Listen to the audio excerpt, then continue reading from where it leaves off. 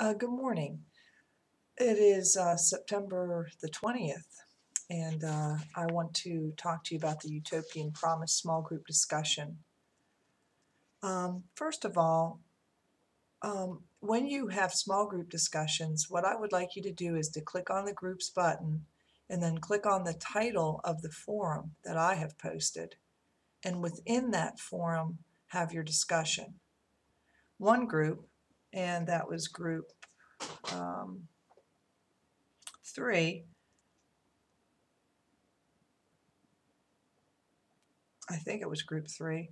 Um, yes, it was group 3. Sorry about that. Created forums outside of the forum that I posted, and it was really kind of confusing and hard to follow. So please click on the title. Like this week, it's Deconstructing a Sermon, and I noticed most groups haven't really gone in there and done much yet. But click on that forum title and then post. The other thing I want to remind you about, both in response to Utopian Promise small group discussion and Colonial Diaries whole group discussion, these discussion forums aren't just a way for you to kind of put out there something that you've read, but it's really to have a discussion with your classmates about the reading. And part of my goal was to cover as much of the reading as possible, to give everybody a chance to kind of talk about, process, review it, and also to have like a real conversation or class discussion. And so I don't really think everybody's always reading everyone else's threads before they post their own. Um, in particular, I noticed in group 1's small group discussion, it's like a Jeremiad is, and then you kind of like quote verbatim from the video or from the vocabulary list what it is. And then you might make a comment, and then the next post I'll read, a Jeremiad is, and it's all copied and pasted from the same definition, and it's like, what the heck are we doing? So you want to have a discussion. So that means you also need to read carefully whatever the prompts asks you to do. I try to set it up so that everyone has a chance to talk about something and that you don't have to repeat material. There were several questions in the Utopian Promise video posting that you could have addressed. The other thing that I want to remind you is that you do also want to demonstrate that you've interacted with the text. And clearly you all watched the video, so that's great, and I think that's a great resource and a good overview, but I want you to do the reading too. Ryan references some specifics in the small group discussion Utopian Promise from the reading, but not everybody does. So does Vanessa Sudendorf, does a good job of referencing some of the specifics from Mary Rowlandson. But you've got to do the reading. You kind of and I'm not saying that you haven't done the reading, but if I was to guess, I would say a lot of you maybe didn't do the reading. Maybe you just read the introduction material to a piece and then you don't really engage with the whole text. So I just want to remind you about those things. Next thing I want to remind you about is to remember that the Quakers and the Puritans were really two different groups. And they clash. Sometimes in Group 2's discussion, it seemed that the Quakers and the Puritans got lumped together in a way that they're not the same. I also want to remind you, and a couple of you said, that they came for religious purposes, and you really focused on the Puritans came over for religious reasons. 90% of them actually came over for economic reasons. And so that kind of leads into, let's be careful about stereotyping the Puritans. And that's part of the deal with what I wanted you to see when we did the Colonial Diaries work, but that they're not just dour, completely focused on spiritual life, that they're actually real people with real life concerns like we have. I also wanted to talk about myth. Myth is a traditional story that basically explains the way the world is. And some of the myths, associated with Puritan literature is the idea that somehow we are a chosen people, that somehow America stands up above others and is an example for the world to see. And I know that that's so strongly and deeply ingrained in us that we might not even think that that's a myth. We might think that that is just the way it is. But really, if you sort of look at literature, you look at worldviews from around the world, that's not necessarily the case.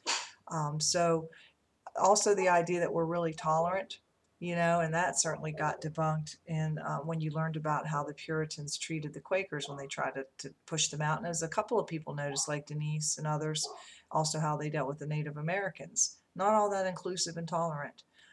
So those were the myths that emerged, and that Shanice noted we still sort of, have today, and we have some of those ideals today, um, but also we see from some of the real things that happened, like Mary Rowlandson's insistence that the Native Americans were all heathens and barbarous and savage, despite the fact that some of the Native Americans treated her with respect, would pay her for her work, would give her food when she was hungry,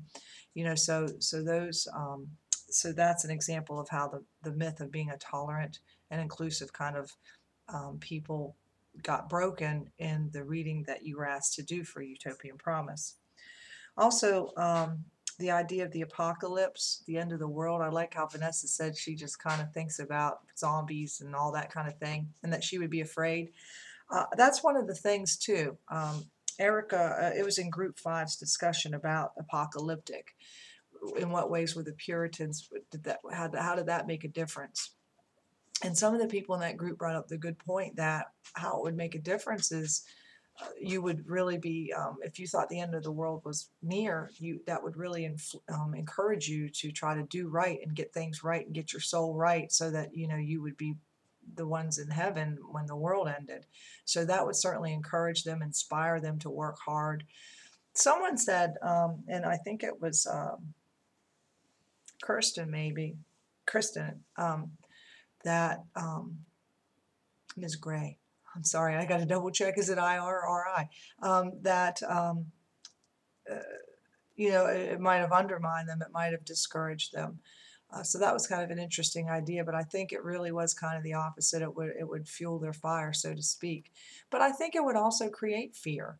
And fear was a great controller. That's how Winthrop kind of kept everybody under control on the Arabella. I mean, he used that metaphor of the sinking ship as they're ready to get on a ship, for how they should be, and how they should think of themselves and how they should organize themselves and that kind of thing.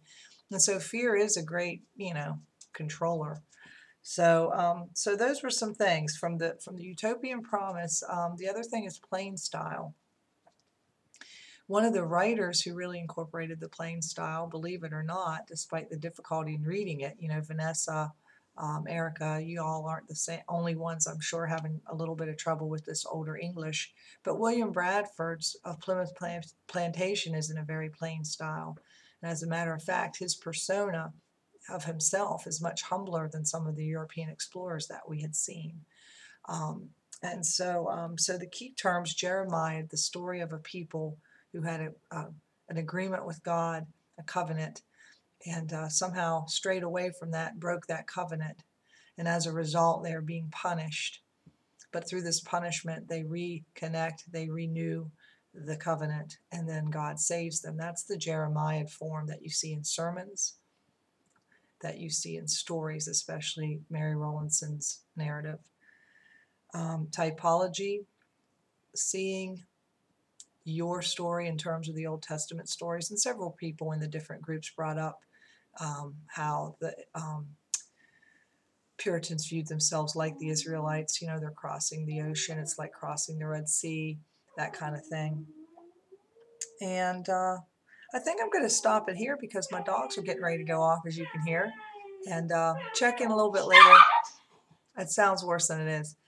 For Colonial Diaries discussion. But Utopian Promise, if you got less than 20 points, it's probably because you repeated material, you didn't move the conversation forward, or you didn't really directly address the question. So check out your grade. If you have any questions, email me, and be specific in the email about here's what I wrote.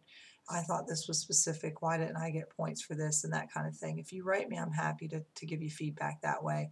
You can always stop by the office if you're on campus as well. All right, so have a great day.